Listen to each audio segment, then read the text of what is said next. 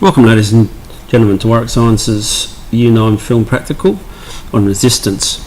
Now, for the practical today, it doesn't really fit in and correspond to any one particular practical within your workbook, but it's always a good idea to know what resistance is, to be able to understand what resistance is, because we use it a lot in things like lights and things like toasters.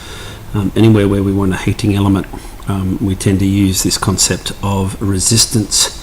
Now, the first thing that we'll do is we'll talk about what resistance is, and resistance is a force that stops electrons from flowing. So every time you want an electron to move through an electrical appliance, it has to overcome resistance. So what happens is you tend to lose a little bit of the current that is flowing between.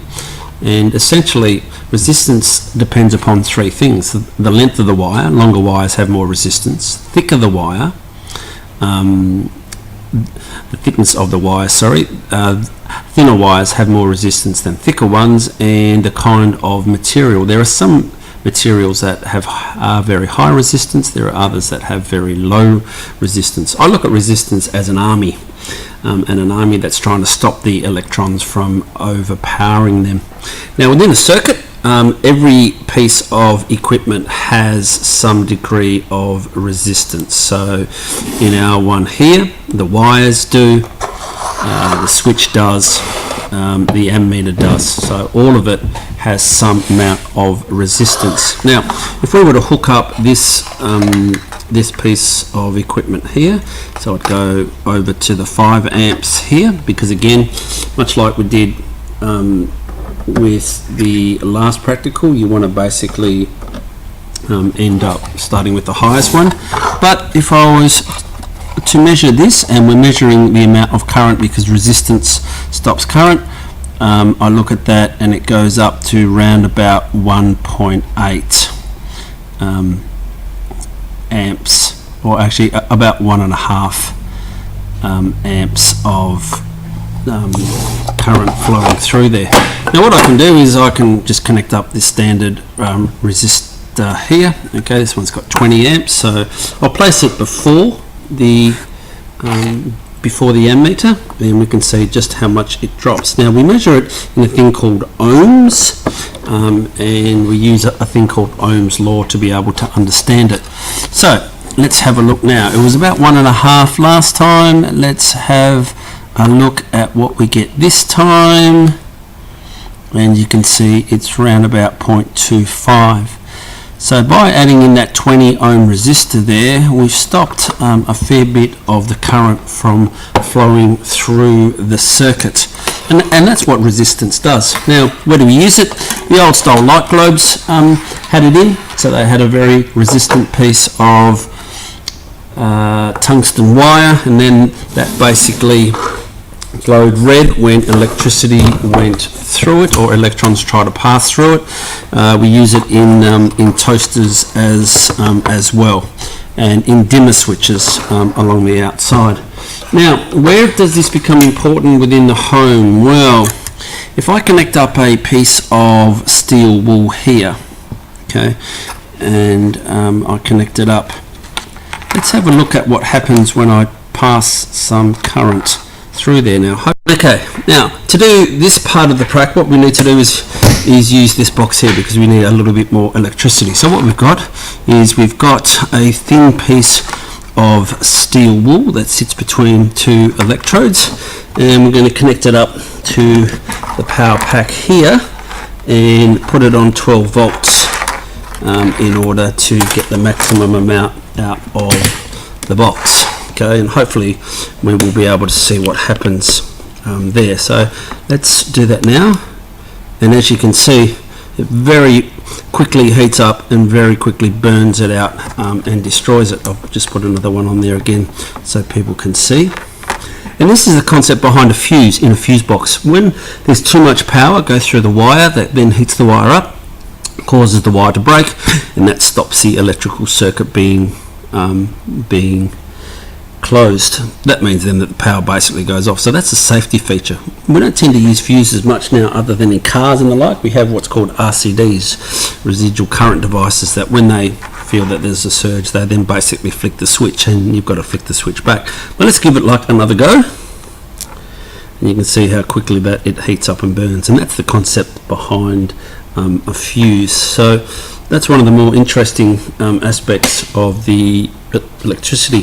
Now, if you go to the last activity in your book, you'll find this sheet of paper here, and this sheet of paper here is a practical sheet of can you do the following things. It's activity number 25 in some books, in others it's not, but it's the last activity.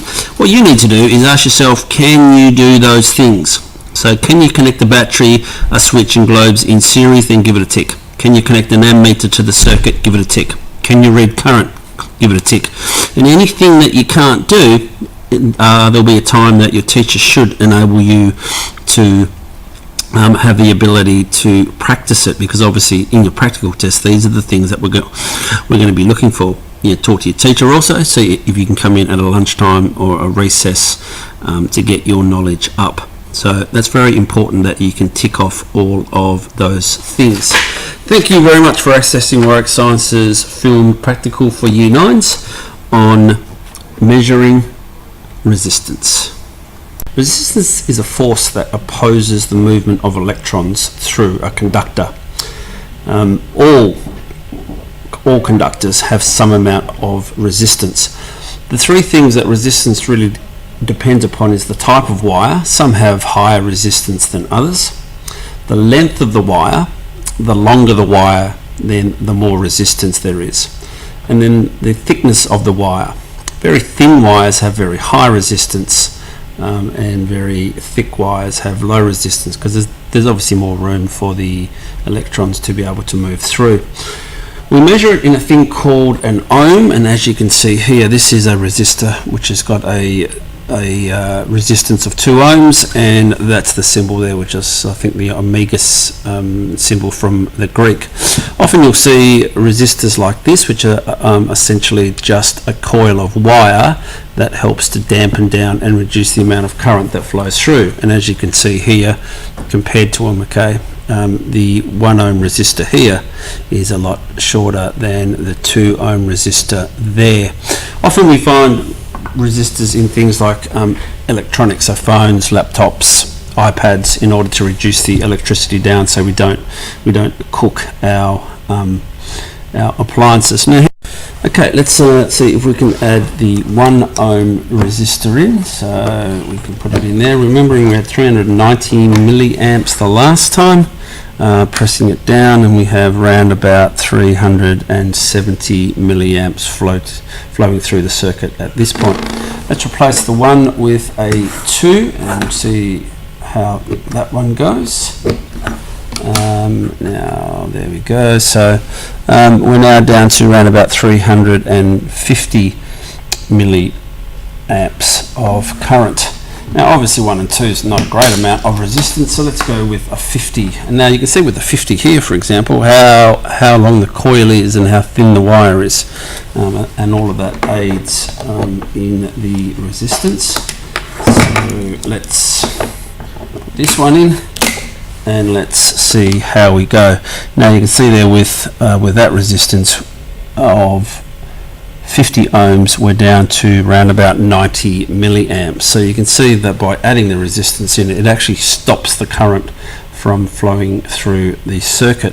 Now remember, resistance is a measure of the force that stops electrons from moving.